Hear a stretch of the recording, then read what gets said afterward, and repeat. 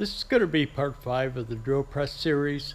Where I left off in part 4 was that I had gotten that back gear pin disengaged and was able to get the back gear out and back in again with it, but I was having issues with that pin moving freely, so I'm going to continue part 5 on from there. When I left off in chapter 4 of this drill press, I told you I thought that pin had to come out through the shaft or the back gear area. Well, apparently it doesn't. I had been working on pulling that motor out of the truck and just needed a break from that, so came over here and sprayed some WD-40 on this to try to loosen it up a little bit more. And what I'm doing is I've got that bolt. It's not the original bolt, it's just a 1/2-inch bolt that I took out, and I'm stuck it in there so that I could spin this thing. And it's tight. It's very tight. And I think those forked ends are creating the problem. But it's probably going to be hard to do this while I'm holding the camera.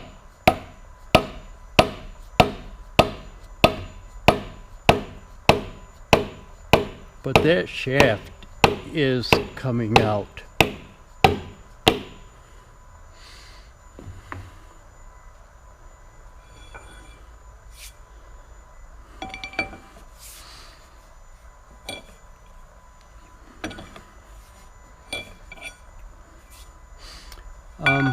I'm going to set you down. I'm going to work on it off camera, and I'll bring you back.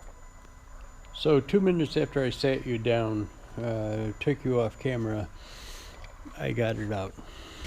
Now, there it is. I'll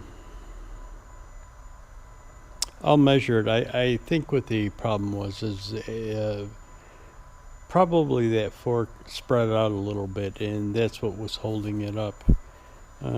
Originally, see, there's that set bolt in the side of it, and I kind of thought maybe they had burned the shaft up by tightening that set bolt down too much, but there is actually no burrs on that. So what I'm going to do is I'm going to take it over the parts washer, clean it off, take it over to the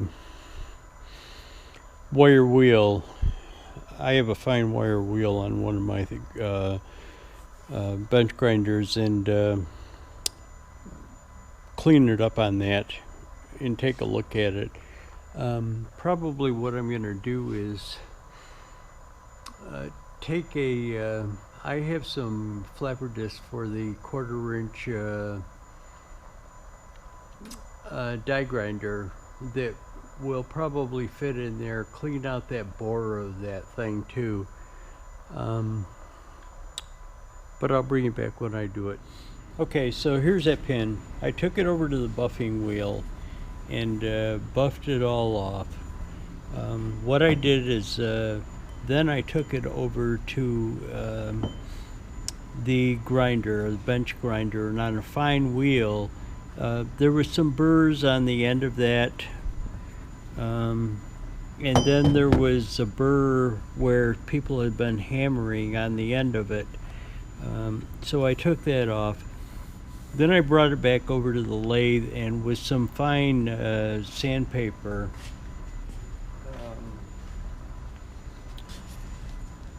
this, which is pretty well worn, I put it in the lathe and just turned that shaft down. Now, there were some marks on it, rusting, but it's outside of the area that it goes into. So the next thing to do is I'm going to clean out that port that it goes into, the pin goes into, and take a 1/4-inch interior flapper disc and go in there with it. I'm going to try and show you the inside of that bore. It's going to be very hard to do because of the lighting situation, but anyways, it is gunky, greasy in there. So let me tell you what I'm going to do. I've got these brushes had around the shop. I don't even know where I got them. I've got a couple of these things. What I'm going to do is spray some degreaser in there, go in there and clean out that bore with the brush, and then I'm going to take one of those flapper discs that I was talking about on the 1/4-inch die grinder and just go through it really lightly. And then I'll put it back in, but I'll bring you along as I do it. I'm not going to show you cleaning it and everything like that, but I'll bring you along when I'm about to do the flapper disc on the die grinder. Here's what I was talking about, that flapper disc. You just wrap some emery cloth into it, and you can get it. And there it is after I've done it. So I measured that shaft. It's 1.5 inches in diameter, and it doesn't appear that the forks are any different. So I'm just going to put some grease in there and try and slide that thing back in and see how it works. And I'll set the other camera up on the tripod and show you me doing it, just to see how that fit goes now. What I did is coated this with whale oil. Let's see how it goes back in. Let me get some whale oil and put it in there too. Okay, so here's what I got.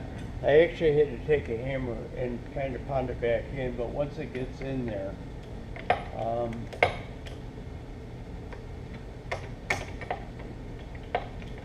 it is works pretty good.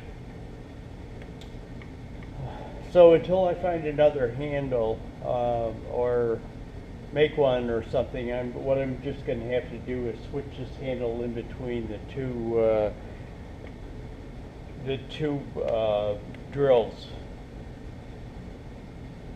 What I think I'm going to do now is go over and do that other one, but that'll be done off camera, so that and I'll just bring you back when I get it back in and it's working good.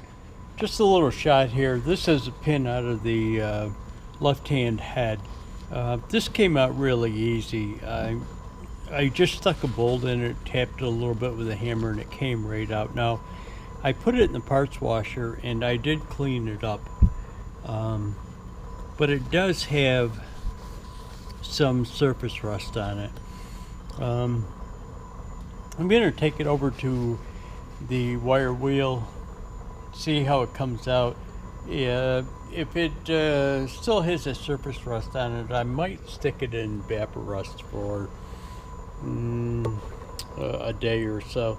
But anyways, I'll let you know what I do. Basically, I gave this one the same treatment as the first one. You can see that staining is still left on there, but you really can't feel it. If you rub your fingers over it, you can feel it a little bit, but basically it's good. I'm gonna leave that on there. You couldn't take that, probably can't get that staining out of there. Well, you could if you turned it down a little bit, but anyways, I think it came out fairly well for what it was to begin with. So I'm gonna clean that bore out on that one, lube it up. I'll put some whale oil on it and put it back in, and I'll show you after it's back in. Okay, so what I've done is come over here to the left hand side. I cleaned that pin up and I put it back in. I pulled the handle back off to the other side and brought it back over here, and as you can see, it works. Now this one works a lot freer, and the only reason I'm thinking that is because it was probably used more often, and that pin and port probably got worn more than the other one. So the other one's tight, this one works a little freer. But anyways, on to the next part of it. I'm not sure if I'm going to show a lot of this. What I did is I sprayed the drill press down with Purple Power. It's a degreaser, and I didn't brush it. I just sprayed it down with it. And what I'm doing is I've got the power washer in the shop, and I've fired it up, and I'm gonna try and spray as much of it off as I can. Try and get some of that grease and oil residue off of there before I hit it with a wire wheel, sanders, etc., and then paint it. But I just wanted to get most of the grease off, so it got it off and didn't plug gum up the wire wheels and everything, or the sandpaper while I'm doing it. There's a good example. That's kind of all grease in there. What I'll do is just spray that with some Purple Power, and then I'm going to try and hit it with the power washer. Now, hitting it with a power washer is kind of a nifty thing. I'm inside the shop and I don't want to soak something, so I'm trying to do it gingerly, or kind of without soaking a bunch of stuff, but I'll bring you back when I get a little more of it done. Okay, so here it is after I power washed it for the second time. I just sprayed some of that Purple Power on it. I'm kind of out of it, so I might get some tomorrow, but it's getting late in the day here, and what I'm gonna do is probably pick some up tomorrow in case I need more of it, but it looks pretty good. So what I'm gonna do, I'm just gonna grab the air hose, kind of blow it off so that I kind of blow those motors out. So I tried not to spray it on the motor directly, the power washer. I'll just hit them with the wire wheel to get that paint off of there, but I'm gonna blow them out. After they dry out, I'll start them up again, just to in case there's any moisture in there. But there's that that area that I was showing you before, and it did come off. Now that is down to bare metal there. That's not grease, so it cleaned up a little bit. Good enough to hit it with a wire wheel now. Wire wheel, sanders, whatever I need to do. Again, I'm not going to strip this old finish off. I'm just going to take it down so it's not bubbled up in places. There are places where it's bubbled up and peeling. That power washer, you can see the checking. You can see it in there. How the paint is flaking up. The power washer took some of it off, but I've got to hit it with a wire wheel. And again, I'm not going to this isn't going to be a complete restoration, strip the paint and repaint the thing. It's just get it cleaned up, get that loose paint off of there, the chipping paint, so that it doesn't continue to chip, and then I'm going to paint it, move it over into place, and get it ready to start work. I'll bring you back. I'm not going to shoot a lot of this. This is after the power washing was done. What I've done is I spent a couple of hours on it with a wire wheel, gone over it. It's kind of a nasty job to do that. You know, you cleaned it all off, and it's just back to it. But what I'll do is, it's dry stuff, paint, stuff like that. So I'll dry it off, what I'll do is I'll blow it off after I'm done with the wire wheel and the sander. One of the things that I talked about in the shop update was this paint. This is a classic gray. I did call I was trying to get it in a quart can, and I can't get it.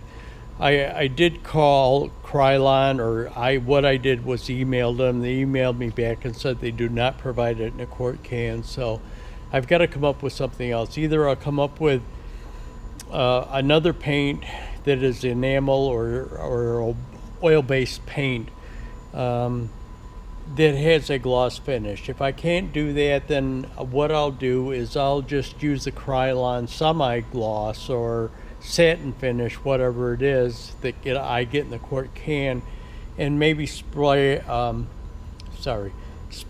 clear coat over the top of it. But I've been working on it. I got a lot of that grease off with the power washing, and I've been working on it with the wire wheel. Again, it's kind of a nasty job, so you do it for a couple of hours and then put it aside. I've got some other things that I need to work on, the wiring for the bandsaw, but I'll be back on it, and it will be painted here pretty soon. I'm still looking for somebody that knows anything about these things to get parts, and I know you're probably sick of me saying that, but it's an ongoing issue.